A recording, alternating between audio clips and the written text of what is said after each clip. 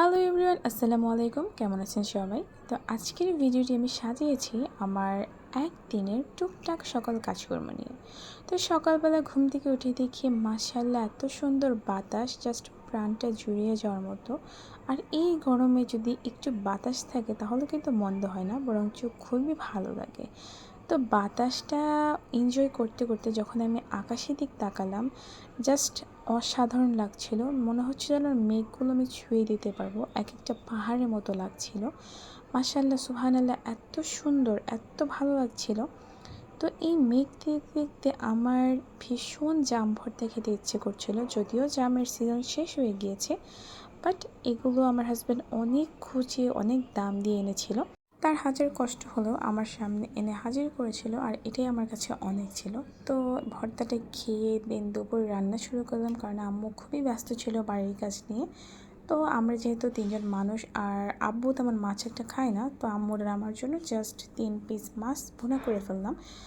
তো মাছের মশলা কষিয়ে টষিয়ে একদম টমেটো দিয়ে দেন মাছটা রান্না করে ফেলবো। আর টমেটো কিন্তু আমি তেমন একটা খাই না, বাট আম্মু খুবই পছন্দ করে, তো সেই জন্য টমেটো দিয়েছিলাম।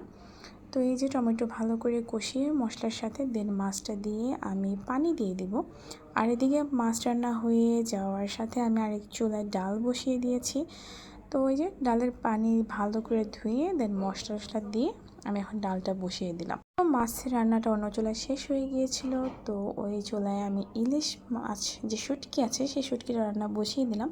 আর ইলিশ শুটকি কিন্তু আলু দিয়ে ভুনা করলে অনেক ভালো লাগে। জাস্ট শুটকি ভুনাটা আমার ভালো লাগে না, লবণ বেশি লাগে, তো সেই জন্য আলু দিয়ে রান্না করেছি।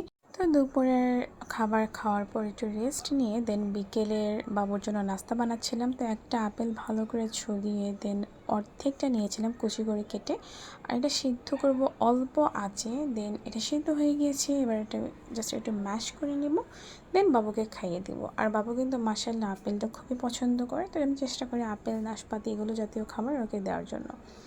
তো যাই হোক, সন্ধ্যার আকাশটা কিন্তু খুবই সুন্দর ছিল মাশাআল্লাহ। মেঘগুলো মনে হচ্ছিলো যেন এক একটা পাহাড়, ঠিক তেমন সকালে যেমন ছিল ওই যে দেখা যাচ্ছে। তো যাই হোক, আমি আকাশটা একটু উপভোগ করছিলাম বাবুর সাথে বারান্দায় দাঁড়িয়ে। এর মাঝে আমার মন চাচ্ছিল কি খাই, এগুলো ভাবতে ভাবতে দেন আমার বাবাকে বললাম যে তুমি যখন নামাজে যাবো আমার জন্য ঝালমুড়ি নিয়ে এসো।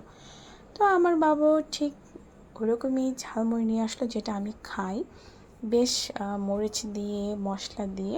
তো এখানে ছিল 30 টাকার ঝালমুড়ি, ভালোই দিয়েছে।